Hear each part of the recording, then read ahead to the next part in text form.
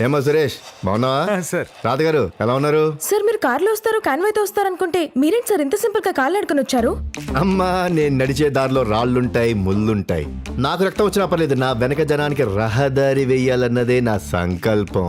ముళ్ళు తీసేస్తా, నాకు రక్తం కాదు, రాళ్ళు కొడతా, నాకు దెబ్బలు తగిలిన వాళ్ళ దొరసా నేను నానిపోయినా. వాడికి కారుంది, పల్లకి ఉంది, పొగరు ఉంది. వాడి టార్గెట్ ధనం, నా టార్గెట్ జనం.